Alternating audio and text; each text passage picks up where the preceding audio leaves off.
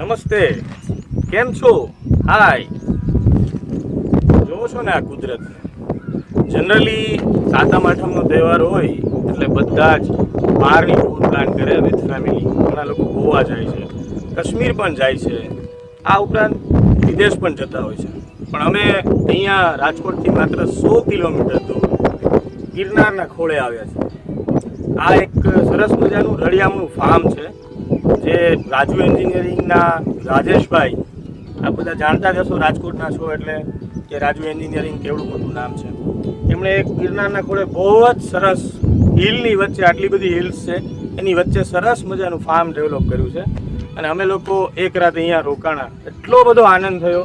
માત્ર 2 જ કલાકની ઊંઘ થઈ છે પણ છતાં લાગીએ છીએ ને ફ્રેશ. આ એવું જ સરસ રળિયામણું સ્થળ છે. અમે લોકોએ અહીંયા 6 થી 7 ફેમિલીએ એન્જોય કર્યું. એવું નથી કે આ કોઈ પબ્લિક પ્લેસ છે, એકચ્યુઅલી આ પ્રાઇવેટ છે. પણ એક મારા કહેવાય ને કે ફેસબુક ઘણા બધા અજાણ્યા લોકોને મેળવી દે છે. એવા જ મારા ફેસબુકના મિત્ર રાજેશભાઈનું ફાર્મ છે અને અમે એમના આમંત્રણથી એણે મને ખાસ ચા પીવા બોલાવ્યો અને મેં કીધું કે આપનું ફાર્મ પર અમારે આવવું જ છે. તો કે વેલકમ. અને મારા માટે થઈને ખાસ આજે એમને ગોવા જવાનું હતું છતાં એક રાત માટે અહીંયા આવ્યા અને અમને સરસ મજાની અહીંયા સગવડતા પણ પૂરી પાડી, જમવાનું પણ આપ્યું. સરસ મજાનું સ્વિમિંગ પુલ પણ છે જે આપણે હમણાં જોશું. આપણા મુખ્યમંત્રી એટલે કે અત્યારના પીએમ નરેન્દ્રભાઈએ એક બહુ સરસ સૂત્ર આપ્યું, સૌનો સાથ અને સૌનો વિકાસ. એ તો એક રાજકીય સૂત્ર આપણે ગણીએ, પણ રાજેશભાઈ ખરા અર્થમાં અહીંયા ચરિતાર્થ કર્યું. એમણે આ એક સરસ મજાની મઢુલી બનાવી જેનું નામ રાખ્યું સંગાથ.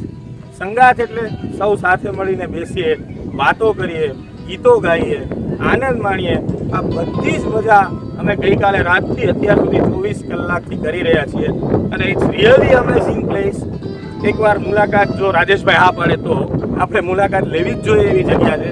આ કુદરતના ખોળે ગિરનાર જેવા સરસ મજાના કહેવાય કે આપણા સૌરાષ્ટ્રનો સૌથી મોટો પર્વત છે, એની સરસ મજાની ગિરિમાળાઓ છે, એની વચ્ચે આ રળિયામણું નાનકડું ગામડું એટલે રાજેશભાઈનું આ ફાર્મ. રાજેશભાઈએ અહીંયા 5-6 થી અલગ અલગ મઢુલીઓ બનાવી છે. આ સ્તુતિ છે જ્યાં તમે રહી શકો છો, એટેચ બાથરૂમવાળી, પણ સંપૂર્ણ કુદરતી રીતે એટલે કે ગારથી બનાવેલું આખું છે. મેં એને ગઈકાલે એક પ્રશ્ન કર્યો કે આ ઉપરથી દેખાય એટલે ગાર છે કે સિમેન્ટનું તમે બનાવીને પછી ખાલી આ શો કર્યો? તો કે નહીં, ટોટલી બધું જ કુદરતી ગારમાંથી. ને અમારે દર 2 મહિને આને પાછો ગાર કરવો પડે છે, ફરીવાર સરખું કરવું પડે છે. એટલે આટલું સરસ મેન્ટેનન્સ એ છેલ્લા 5 વર્ષથી કરી રહ્યા છે અને હજી પણ આનું ઘણું ડેવલપમેન્ટ ચાલી રહ્યું છે.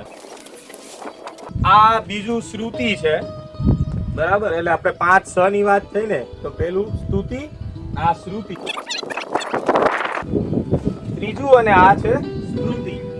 સ્મૃતિ એટલે આ છેલ્લું મઢુલી છે, કેમ કે આટલું બધું જોયા પછી જીવનભર માટે એક સ્મૃતિ રહી જાય એવી આ જગ્યા છે. અને રાજેશભાઈ આનું ખરેખર સરસ મજાનું નામ આપ્યું છે સ્મૃતિ. આ 5-6 ની વાત બહુ જ સરસ છે. પેલું સ્તુતિ, પછી સ્તુતિ અને પછી સ્મૃતિ. સૌના સંગાત સાથે આપણે અહીંયા આટલી સરસ મજા માણી હોય અને અહીંયા કાંઈ ના પડે તો આપણે ચાલે. રાજેશભાઈ એટલી સરસ વ્યવસ્થા કરી છે. આ સંતૃપ્તિ એટલે આપણા પેટને એકદમ સંતૃપ્ત કરી દે એવું કુદરતી અને ચૂલામાં બનાવેલું, એટલે કે આપણે કહીએ ને કે એક જાતનું ગામઠી ભોજન, એ અમે ગઈકાલે અહીંયા કર્યું રાજેશભાઈની સાથે જ. એટલું બધું જમ્યા ને એમનો આગ્રહ એટલે વાત જવા દો. આપણે કાઠિયાવાડમાં ભગવાનને પણ કહીએ છીએ ને કે ભૂલો પડજે ભગવાન કાઠિયાવાડમાં, એમ એવો જ અહીંયા એણે વાત ચરિતાર્થ કરી રાજેશભાઈએ. આવું સંતૃપ્તિ જેવું સરસ મજાની ભોજન વ્યવસ્થા ગોઠવીને રિયલી વી એન્જોયડ અ લોટ.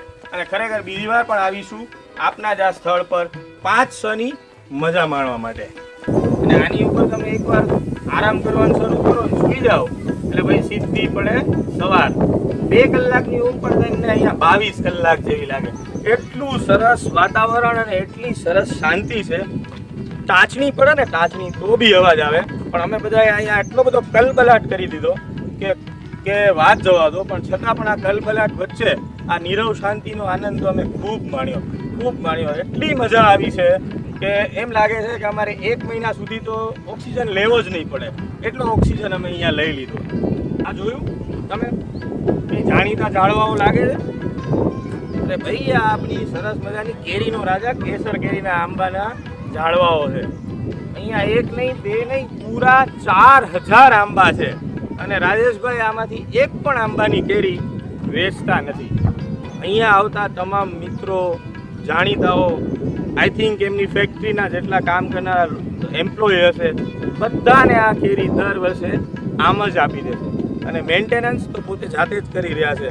તો આવો ઉમદા વ્યક્તિ અને એમની જગ્યા, અને એ જગ્યાએ જો આનંદ ના આવે એવું બને તો ખરેખર અહીંયા આવો, આનંદ કરો, મજા માણો.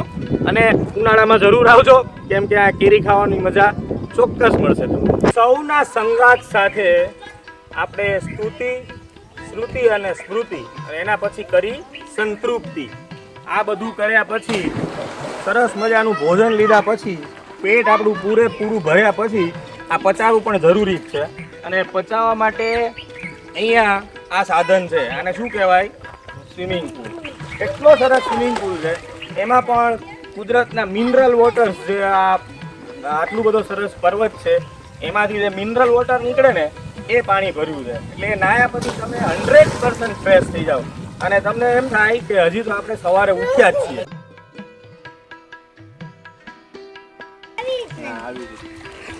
જય હનુમાનજી કી.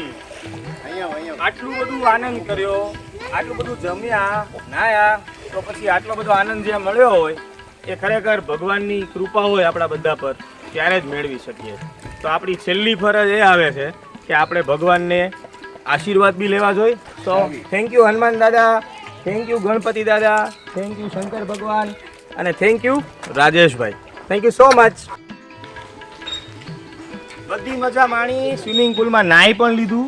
છેલ્લે આ રહી ગયું તો અમને ખબર નહોતી કે અહીંયા હિંચકા લપસ્યા પણ છે. ખરેખર બાળપણ યાદ આવી ગયું અમને બધાને. બાળકો પણ સાથે જ છે, તમે જોઈ રહ્યા છો સાથે એ પણ છે. એ લોકો આનંદ લઈ રહ્યા છે ને અમે સાથે એવો જ આનંદ લઈ રહ્યા છીએ.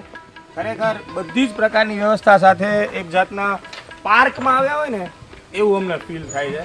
પણ છે આ કુદરતને ખોળે ખરેખર નાનકડું ગામડું. Thank you Rajeshbhai, thank you all, good bye. पाठशाला मस्ती की पाठशाला